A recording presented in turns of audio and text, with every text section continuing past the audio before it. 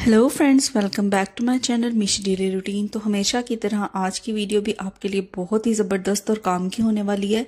तो वीडियो को आपने एंड तक ज़रूर देखना है ताकि ये टिप्स एंड ट्रिक्स आपके काम भी आएँ।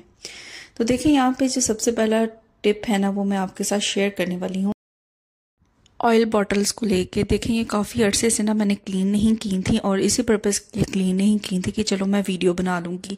आप देख सकते हैं कि इस तरह की बॉटल्स आजकल बहुत ज़्यादा इन है और हम इनका यूज़ करते हैं। लेकिन क्या होता है कि जब भी हम इसके अंदर कोई भी चीज़ फ्राई करने के बाद ऑयल ऐड करते हैं ना, तो जो भी उसके अंदर इस तरह से रह जाते हैं पार्टिकल्स, वो नीचे ऑयल की बेस पे आ जाते हैं। और इसको सिंपल स्पंज से हम क्लीन कर नहीं सकते क्योंकि इनकी जो नोज़ल होती है ना, वो बहुत ज़्यादा ना छोटी होती है। तो इनको ना क्लीन करने का मैं आज बहुत ही बेहतरीन सा तरीका आपको बताऊंगी। तो जितनी भी मेरे पास ऑयल बॉटल्स है ना, सबसे पहले तो मैंने उनके जो लिड हैं वो रिमूव कर दिए हैं और इस तरीके से ना मैंने इनको एक बड़े से टब के अंदर डाल दिया है। अब ये मेरे पास जो है ना, ये ऑयल वाली बास्केट है, यानी ऑयल बॉटल्स जो है वो मैं इसके अंदर रखती हूँ। और आप देख सकते हैं कि इस वाली बास्केट के ऊपर भी काफ़ी ज़्यादा ऑयल लगा हुआ है। तो इस तरह से मैं एक टब के अंदर इनको एडजस्ट कर लूँगी। अब कुछ चीज़ें इसके अंदर हम ऐड करेंगे जो कि बहुत ज़रूरी हैं इनके ऊपर जितनी भी ग्रीस है उसको ख़त्म करने के लिए। तो देख लेते हैं कि हमें क्या क्या रिक्वायर है। तो सबसे पहले तो इसके अंदर मैं डाल दूंगी जो बर्तन धोने वाला लिक्विड होता है, वो इसके अंदर ऐड करेंगे। तो जो भी आप लिक्विड यूज़ करते हैं, आप इसके अंदर वो वाला डिश वॉश लिक्विड ऐड कर दें। उसके बाद यहाँ पे मैंने नमक ऐड किया है।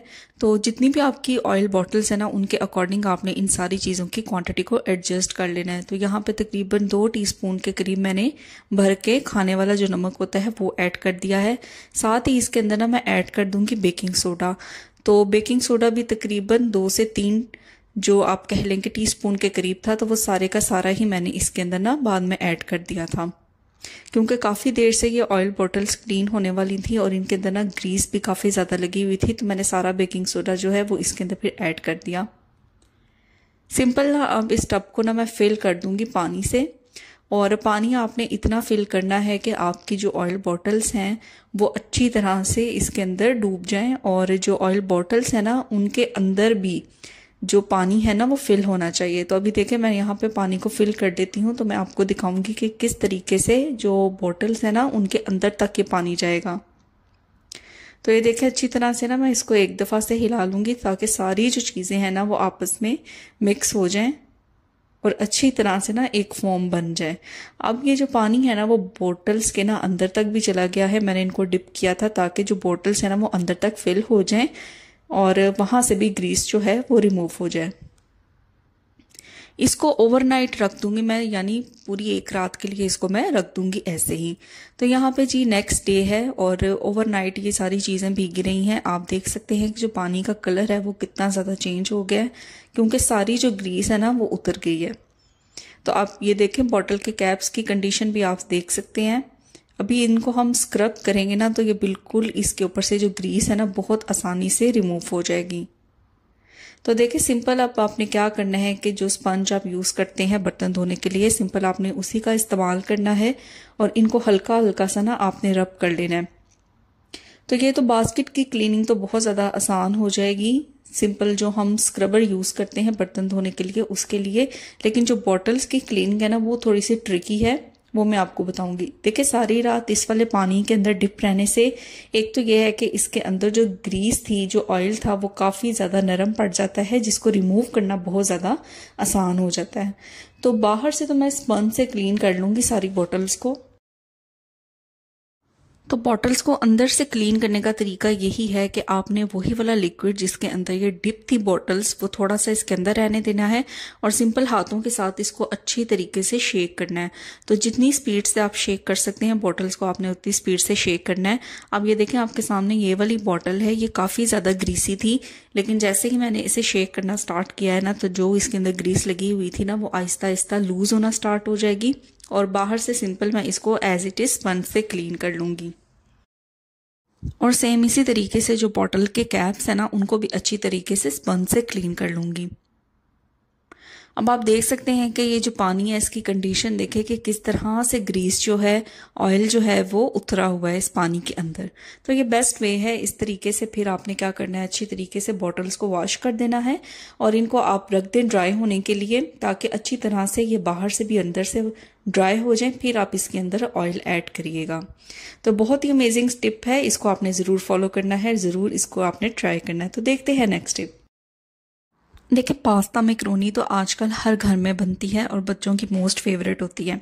लेकिन यहाँ पे एक छोटा सा ट्रिक मैं आपको बताऊंगी। जब भी आप पास्ता या मैक्रोनी को या स्पैगेटी को आप बॉईल करते हैं, तो बॉईल करते हुए उसके अंदर आप थोड़ा सा ना नमक ऐड कर दें और नमक के साथ आपने थोड़ा सा ना इसके अंदर ऑयल ऐड कर देना है। तो ऑयल ऐड करने का पर्पज़ यही होता है कि इससे जो आपकी मैक्रोनी है या पास्ता है वो आपस में स्टिक नहीं करती, अलग अलग रहती है और खिली खिली रहती है। तो बॉईल करते हुए आपने ये दो चीज़ें ज़रूर ऐड करनी है ताकि आपकी मैक्रोनी भी आपस में स्टिक ना करे और खिली खिली बने। देखते हैं नेक्स्ट टिप आज की वीडियो का।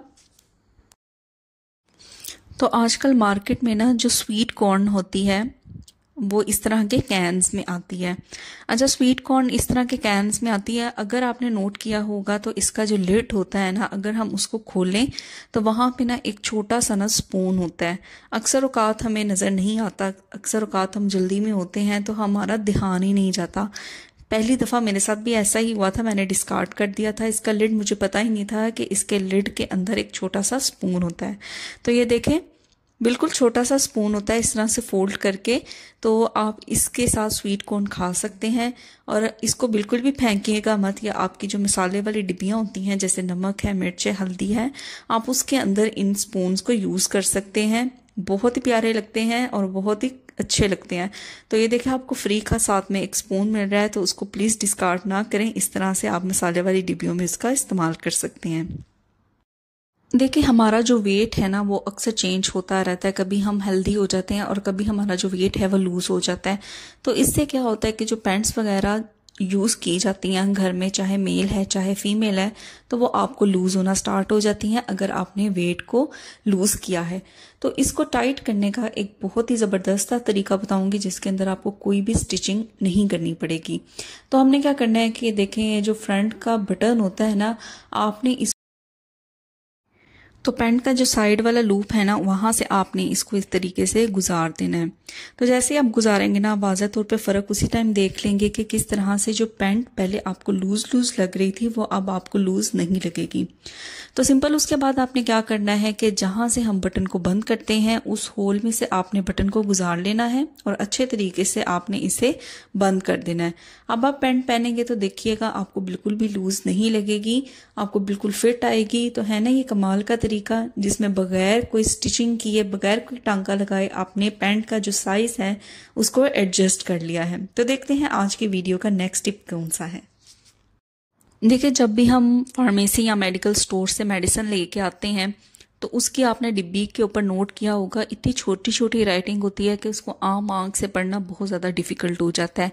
लेकिन उसके ऊपर कुछ ऐसी काम की इंस्ट्रक्शंस और डायरेक्शंस लिखी होती हैं जिनको पढ़ना बहुत ही ज़्यादा ज़रूरी होता है। तो यहाँ पे मैं आपको ना आज छोटा सा एक ट्रिक बताऊंगी जिससे आप बगैर आंखों पे जोर डाले आसानी से इस छोटी छोटी राइटिंग को पढ़ सकते हैं। तो देखते हैं कि जी हमें उसके लिए चाहिए क्या। तो देखिए, हमें उसके लिए सिंपल चाहिए मोबाइल फ़ोन। आपने मोबाइल फ़ोन का यूज़ करना है और मोबाइल फ़ोन का यूज़ करते ही आप इस सारी राइटिंग को आसानी से पढ़ सकते हैं कि इसके ऊपर क्या इंस्ट्रक्शंस लिखी हैं। तो सिंपल आपने क्या करना है, मोबाइल का कर लेना है कैमरा आपने ऑन। तो कैमरा ऑन करने के बाद आपको जो भी पार्ट जो मेडिसिन है उसका रीड करना है डिब्बी के ऊपर, आपने उसकी एक पिक ले लेनी है। तो ये देखें, ये वाला पार्ट मुझे रीड करना है तो मैंने इसकी पिक ले ली है। और पिक लेने के बाद जब मैं इस पिक को जूम करूंगी तो आप देख सकते हैं कि कितनी आसानी से आप रीड कर सकते हैं कि इस डिब्बी के ऊपर क्या डायरेक्शंस लिखी हैं, क्या इंस्ट्रक्शंस लिखी हैं, इसकी एक्सपायरी क्या है। बहुत ही आसानी से बगैर आंखों पे जोर डाले आप इसको रीड कर सकते हैं। तो इस टिप को भी आपने ज़रूर फॉलो करना है। तो बढ़ते हैं नेक्स्ट टिप की तरफ। देखिए, जो मेरा नेक्स्ट टिप है ना वो इस तरह की बास्केट को लेके है। तो ये वो वाली बास्केट है जिसके अंदर मैं अपनी ऑयल बॉटल्स रखती हूँ। तो आप देखें, ऑयल बॉटल्स को इसके अंदर ज़्यादा देर तक अगर हम रखें और ऑयल की बॉटल्स का यूज़ करते हैं तो थोड़ा बहुत ऑयल जो है वो बॉटल्स में से गिर के इस वाली बास्केट के अंदर इकट्ठा होता रहता है। तो आप देख सकते हैं कि इसकी बेस के ऊपर कितनी ज़्यादा ग्रीस इकट्ठी हो गई है। तो इसका एक सोल्यूशन तो मैंने वीडियो के स्टार्ट में आपको बताया कि किस तरह से आप क्लीन कर सकते हैं इस बास्केट को और ऑयल बॉटल्स को। और एक मेथड मैं आपको अभी बताऊंगी, वो बहुत आसान है। सबसे पहले तो आपने क्या करना है कि बॉटल को ना अच्छी तरह से आपने क्लीन करना है। तो सबसे पहले तो मैं इसको टिश्यू पेपर से अच्छी तरह से क्लीन कर लूंगी और फिर इसको मैं सोप लगा के, और जो मेथड आपको मैंने स्टार्ट में बताया था उस मेथड से मैं इसको अच्छी तरह से वॉश कर लूंगी ताकि बिल्कुल भी इसके ऊपर कोई ग्रीस ना रहे। अच्छा जी, उसके बाद हमने किस चीज़ का यूज़ करना है, देखिए हमें ले लेनी है यहाँ पे एल्युमिनियम फॉयल। और एल्युमिनियम फॉयल बहुत ही ज़बरदस्त चीज़ है, प्लीज़ अपनी मंथली ग्रोसरी में इसको ज़रूर लेके आया करें, ये आपके लिए बहुत ज़्यादा फ़ायदेमंद होगी। तो पूरी जो बास्केट है ना उसकी बेस पे इस तरीके से मैंने एल्युमिनियम फॉयल को रख दिया है। अब इसके ऊपर आप अपनी ऑयल की बॉटल्स रखेंगे ना तो आप देखेंगे कि जो भी ऑयल थोड़ा बहुत गिरेगा वो बास्केट की बेस पे नहीं बल्कि एल्युमिनियम फॉयल के ऊपर गिरेगा, जिसकी वजह से आपकी बास्केट एक तो दिखने में भी अच्छी लगेगी और दूसरा ये कि इसके ऊपर एल्युमिनियम फॉयल के ऊपर ऑयल आ जाएगा और आप इसे 1 वीक के बाद चेंज भी कर सकते हैं। तो इससे आपकी जो बास्केट है वो भी नीट एंड क्लीन रहेगी और दूसरा ये है कि आपको बार बार इसको वॉश करने की ज़रूरत भी नहीं पड़ेगी, जस्ट आपने एल्युमिनियम फॉयल को चेंज करना होगा। तो अगर अभी तक आप मेरी वीडियो देख रहे हैं तो प्लीज़ वीडियो को लाइक ज़रूर करें, चैनल पे नए हैं तो चैनल को आपने ज़रूर सब्सक्राइब करना है और जो घंटी का बटन है उसको भी प्रेस करना है ताकि मेरी हर आने वाली वीडियो की नोटिफिकेशन आप तक ज़रूर पहुँचे। तो देख लेते हैं नेक्स्ट टिप। अच्छा, जो मेरा नेक्स्ट टिप है ना वो देखें, इस तरह के दोरी डंडे या हावनदस्ते को लेके है। क्या होता है कि हम इसके अंदर अदरक, लहसुन, हरी मिर्चें, पुदीना वगैरह कूटते रहते हैं। अगर ये आपका वुडन का है ना तो आपने नोट किया होगा कि काफ़ी ज़्यादा इस्तेमाल के बाद इसके अंदर से एक स्मेल आने लग जाती है। अच्छा जी, इसकी स्मेल को ख़त्म करने के लिए आपने क्या करना है, आपने ले लेना है नमक और नमक के साथ आपने ले लेना है इसके साथ लेमन। तो नमक आपने ऐड करना है और उसके बाद आपने लेमन जूस ऐड करना है। उसके बाद सेम उसी लेमन से आपने क्या करना है, नमक को पूरी इसके ऊपर अप्लाई कर देना है, इसके ऊपर रब करना है और सेम इस तरह से जो इसका डंडा है उसके ऊपर भी आपने इसको रब करना है। और रब करने के बाद आपने इसको छोड़ देना है ऐसे ही तकरीबन 30 मिनट के लिए। मैं इसे छोड़ दूंगी क्योंकि जो लकड़ी होती है ना उसके अंदर की एबिलिटी होती है कि वो स्मेल को बहुत ज़्यादा जज़ब कर लेती है, इसलिए हमने इन दोनों चीज़ों को अप्लाई करके 30 मिनट के लिए छोड़ देना है ताकि अंदर तक स्मेल ख़त्म हो जाए। तो यहाँ पे देखें 30 मिनट हो चुके हैं। अब सिंपल हम क्या करेंगे, जो लेमन का छिलका है इसको रिमूव कर लेंगे और जिस तरह से हम बर्तनों को वॉश करते हैं सेम उसी तरीके से हम इन दोनों चीज़ों को वॉश कर लेंगे। अच्छा, आप वाज़ेह तौर पर देखेंगे एक तो स्मेल भी ख़त्म हो जाएगी और दूसरा ये कि लेमन की वजह से इसके अंदर से बहुत ही अच्छी सी एक फ्रेगनेंस आनी स्टार्ट हो जाएगी। बस अब आपने इसको रख देना है, जब ये कम्प्लीटली ड्राई हो जाएगा फिर आप इसे काउंटर में रखिएगा। देखिए, बरसात का मौसम जब भी आता है अपने साथ नमी भी लेके आता है। तो अक्सर आपने नोट किया होगा कि नमी वाले मौसम में जो हमारा मोबाइल होता है वो अक्सर बंद हो जाता है क्योंकि नमी इसके अंदर चली जाती है, जिसकी वजह से ये प्रॉपर वर्क नहीं करता। तो यहाँ पे आपने क्या करना है, मैं आपको बड़ा ही ज़बरदस्त सा ट्रिक बताऊंगी, आप खुद हैरान रह जाएंगे कि किस तरीके से नमी वाले मोबाइल को आप कम्प्लीटली ठीक कर सकते हैं। तो देखें आपके सामने यहाँ पे मैंने ना एक पैन ले लिया है और पैन को ना मैंने चूल्हे पे चढ़ा दिया है।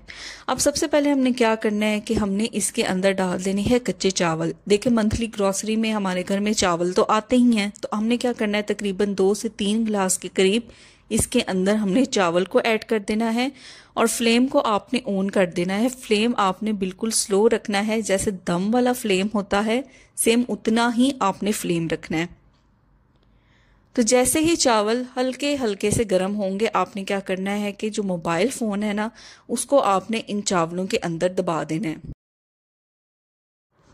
तो ऊपर और नीचे दोनों तरफ जो चावल है ना वो आपने मोबाइल के ऊपर स्प्रिंकल कर देने हैं और तकरीबन 30 मिनट के लिए आप इसे ऐसे ही छोड़ दें। जब आपको लगे कि चावल ज़्यादा गर्म हो रहे हैं तो फ्लेम को आप बेशक ऑफ कर दें। उसके बाद 30 मिनट के बाद आप देखेंगे ना तो यकीन करें आपका जो मोबाइल पहले नमी की वजह से नहीं चल रहा था वो अब बिल्कुल स्टार्ट हो जाएगा और बिल्कुल वर्क करना शुरू कर देगा। तो यहाँ पे देखिए तकरीबन 30 मिनट हो गए हैं। अब मैं चावलों को कर देती हूँ पीछे और यहाँ पे हम निकालते हैं अपना मोबाइल। तो मैं आपको ऑन करके दिखाऊंगी, मोबाइल को किसी भी किस्म का नुकसान नहीं पहुंचेगा। बस जो आपको मैंने टिप्स बताई हैं आपने सेम इसको उसी तरह से फॉलो करना है। फ्लेम को आपने बिल्कुल भी हाई नहीं रखना, बिल्कुल दम वाला फ्लेम रखना है और जैसे ही चावल गर्म होंगे आपने फ्लेम को बंद कर देना है। तो देखा बिना एक पैसा लगाए किस तरह से आपने अपने मोबाइल फोन को ठीक कर लिया। तो बढ़ते हैं नेक्स्ट टिप की तरफ। देखिए इस तरह की जो बिस्किट्स होते हैं या कुकीज होती हैं वो हम अपनी मंथली ग्रोसरी में ज़रूर लेके आते हैं। अच्छा आपने नोट किया होगा कि हम इन कुकीज़ को या बिस्किट्स को जितना मर्जी एयर टाइट कंटेनर के अंदर रख दें, एयर टाइट जार के अंदर रख लें, लेकिन फिर भी इनके अंदर नमी आ जाती है जिसकी वजह से ये खस्ता नहीं रहते और सौगी होना स्टार्ट हो जाते हैं। तो बड़ा ही ज़बरदस्त और सिंपल सा सोल्यूशन है इसका। आपने क्या करना है जी, आपने ले लेने हैं कच्चे चावल। तो मुट्ठी भर आपने कच्चे चावल ले लेने हैं या जितनी आपके बिस्किट्स की क्वांटिटी है उस हिसाब से आप चावलों की क्वांटिटी को एडजस्ट कर लें। अच्छा अक्सर लोग क्या करते हैं कि चावलों की पोटली बना के ऐड कर देते हैं, लेकिन मेरे ख्याल में से अगर आप चावलों को थोड़े थोड़े फासले पे इस तरह बखेर के डालेंगे तो ये ज़्यादा इनके अंदर एबिलिटी होगी कि वो मॉइस्चर को एब्जॉर्ब करें।